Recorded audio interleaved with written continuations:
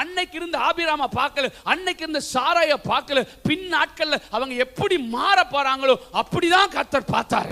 இன்னைக்கு இருக்கிற உங்களை பார்க்கல, பின் நாட்கள்ல நீங்க எப்படி மாற போறீங்களோ அதை தான் கர்த்தர் பார்த்துட்டு இருக்கிறாரு. இன்னைக்கு நீங்க ஒண்ணுமில்லாதவங்களா இருக்கலாம், நாளைக்கு என்னை கொடுக்கிறவனை மாத்த போறேன்.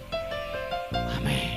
இன்னைக்கு கடன் பிரச்சனைகள் இருக்கலாம், இன்னைக்கு நம்ம கண்ணீரில் இருக்கலாம், இன்னைக்கு நான் வேதனையில் இருக்கலாம், அல்லேலூயா. இன்னைக்கு நான் பிரச்சனையில் இருக்கலாம், இன்னைக்கு ஒரு தேவையோடு கூட நான் உள்ள வந்திருக்கலாம், ஒரு பலவீனத்தோடு கூட வந்திருக்கலாம், ஒரு சிக்கலோடு கூட வந்திருக்கலாம், வேற விதமான பாடுகளோடு உபத்திரவத்தோடு ஏதோ ஒரு சூழ்நிலையில இங்க வந்திருக்கலாம். ஆனால் கர்த்தர் இன்றைக்கு உங்களை வாழ்க்கையில நாளைக்கு உன்னை எப்படி மாத்த போறார் என்பதை கர்த்தருடைய கண்கள் பார்த்து கொண்டிருக்கிறது. யோசிக்க கூட இல்லை, நான் ஒரு பாஸ்டர், அவன் ஊழியக்காரன், அவன் யாருக்கு தெரியும்? அப்போ நீங்க இன்னைக்கு இருக்கிற சூழ்நிலையை பார்க்காதீங்க. நமக்கு பைபிள் எழுதி கொடுத்துருச்சு, இன்னைக்கு பார்க்காத நாளைக்கு பாருங்க. நாளைக்கு உங்க வாழ்க்கையை தலைகீழா கர்த்தர் திருப்ப போறார்.